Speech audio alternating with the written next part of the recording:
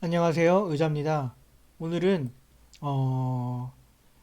마지막으로 이제 제가 컨텐츠를 제작하는 데 있어서 지금 컨텐츠가 많이 밀려 있는데 지금 최근에 부동산 관련된 컨텐츠에 대한 수요가 많아서 제가 생각하는 제 기준으로 가장 여러분들한테 도움이 될 만한 컨텐츠 중에 부동산 가격을 예측하는 거 요거를 제가 한번 설명을 드리려고 해요. 부동산 가격이 어떻게 예측이 가능해 라고 할 수 있는데 충분히 가능합니다.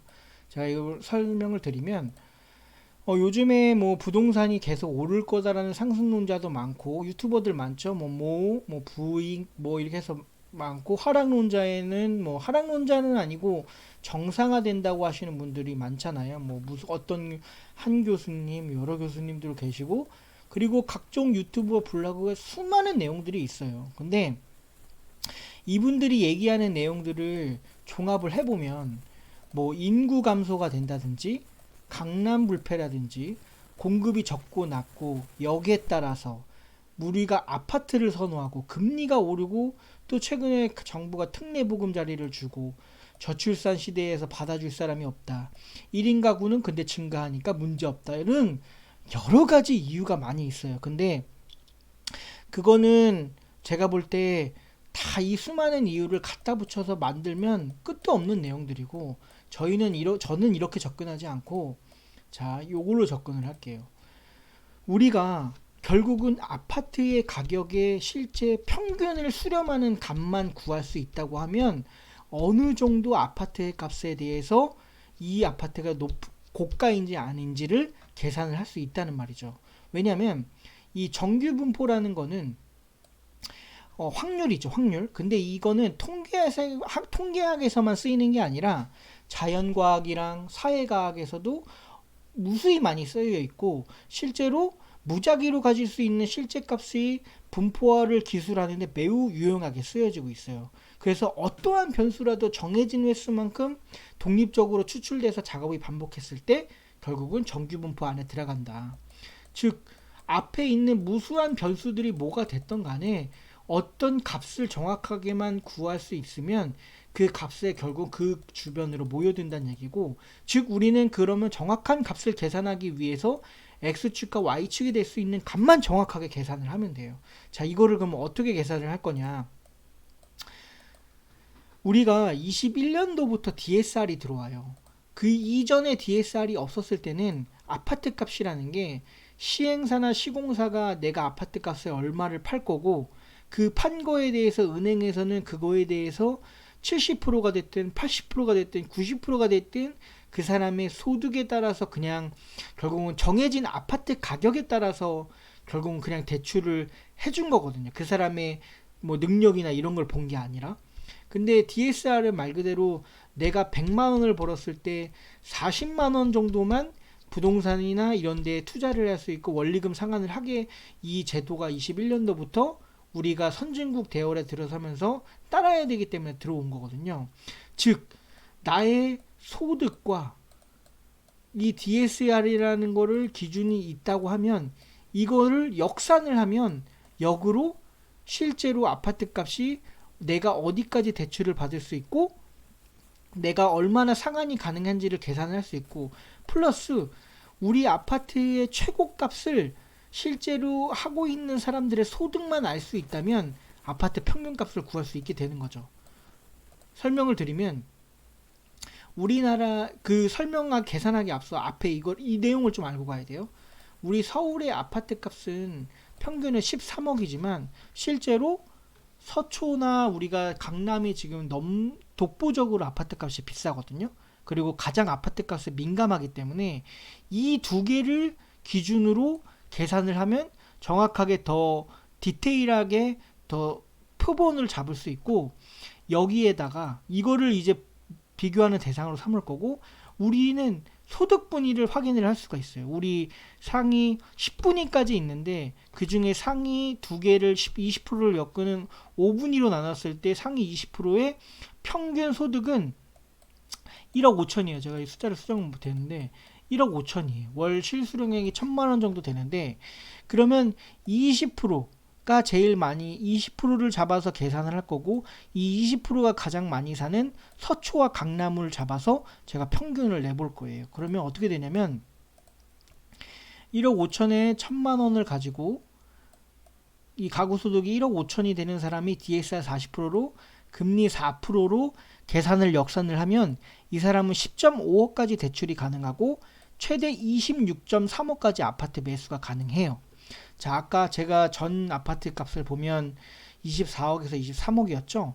근데 거기에 그 강남과 서초의 최고점이 25억 정도 되고요. 제가 여기에는 안 썼지만 용산구가 실제 26.2억까지 가요. 용산구도 넣을까 말까 했는데 여하튼 이 26.3억이 평균값의 최대치를 어떻게 보면 얘기를 대변을 해줄 수 있고, 실제 아파트 값을 우리 이 강남 서초까지가 그 아파트 값에 근사하더라. 그렇게 계산을 했었을 때 실제로 금리가 만약에 1%씩 오르면 나의 DSR에 대출받을 수 있는 금액은 약 10%씩 감소하게 되고, 그 10%의 감소하는 가격은 말 그대로 아파트 최종 평균 가격에도 10%씩 하락이 갖고 오게 되죠. 그리고 미국 지금 모기지 금리가 7.49%란 말이에요. 이 금액으로 만약에 계산을 하면 아파트 값은 지금 여기 상단에서 제가 봤을 때 거의 35%에서 40% 정도 더 빠져야 돼요. 즉 금리가 1% 올릴 때마다 아파트 값은 약 10% 정도 하락을 한다.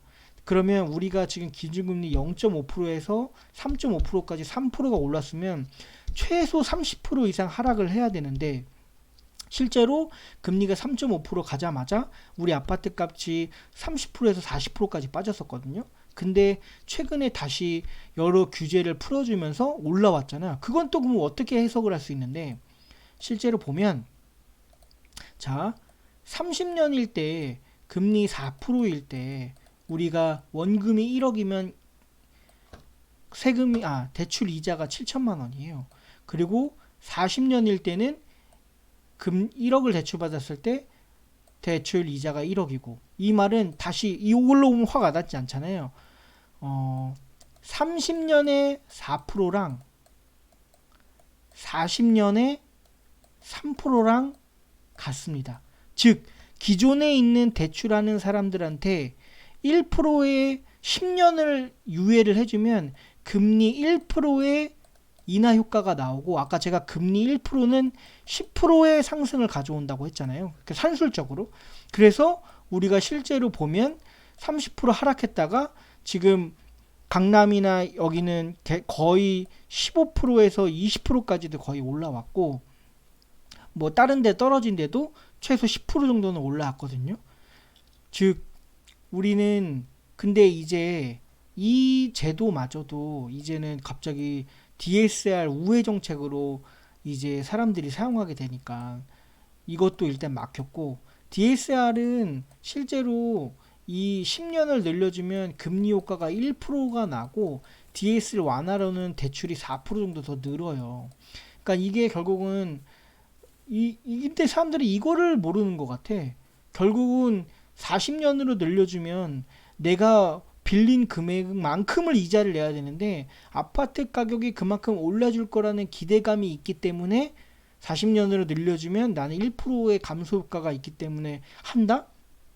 정말 무서운 생각이라고 저는 생각을 하고, 결론은 그래서 제가 내려드리면 아파트 가격은 결국 금리가 가장 큰 역할을 하며, 그리고 그 금리에 따라서 오르고 내릴 때 사람들이 나도 할래 던져 나도 살래 하는 심리나 광기 그리고 흐름이 그 부차적으로 플러스 알파를 만든다라고 저는 결론을 내렸고, 앞으로도 가계 평균 소득이 우리가 실제로 알 수 있고 금리만 알 수 있고, 그 다음에 실제 우리 부동산 제공해주는 지표 중에 실제 서울 아파트 값을 가장 민감하게 해주는 강남구나 서초구, 용산구의 아파트 가격만 안다면 실제로 이금이 지금이 한계점에 도달했는지 아니면 어떻게 될 건지는 추세는 파악이 가능하다.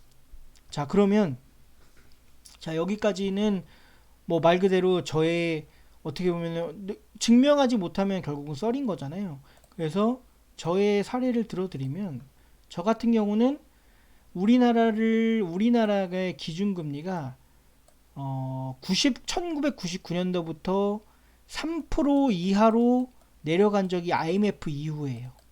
그러다가 최저점을 찍는 때가 2016년도예요.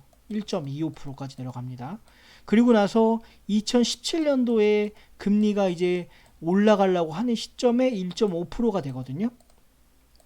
저는 그때쯤에 이때쯤에는 이제 바닥이구나. 그리고 금리가 오를 거기 때문에 지금이라도 사놔야 나중에 이득이 보겠구나 해서 저는 2017년도에 지금 살고 있는 공공임대 분양전환 아파트를 계약을 하게 되고, 실제로 그리고 이 논리대로라면 제가 20년도와 21년도에 최고점이 통계가 나왔을 때 아파트를 던졌어야 되는데, 사실 아직 분양 전환이 안 된 이유도 있었고, 사실 그리고 하나의 아파트는 제가 결국은 뭐가 됐든 살고 있어야 되니까 사실 던질 수 있다고 해도 던지지 못했을 것 같아요.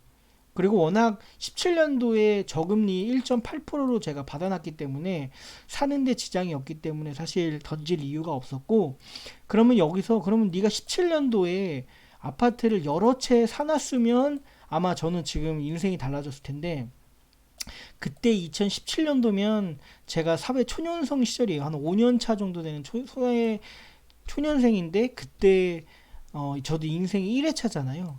제가 그때 나이가 만약에 40살 정도 되는 나이였다면 자본금도 있고 리스크를 안고 해보겠는데, 한 번도 부동산 투자를 해본 적이 없기 때문에 하나만 해본 거라서 사실 요것도 못한 부분이 아쉬운 게 있다. 나중에 다시 매수 시점이 온다면 그때는 적극적으로 할 계획을 가지고 있습니다.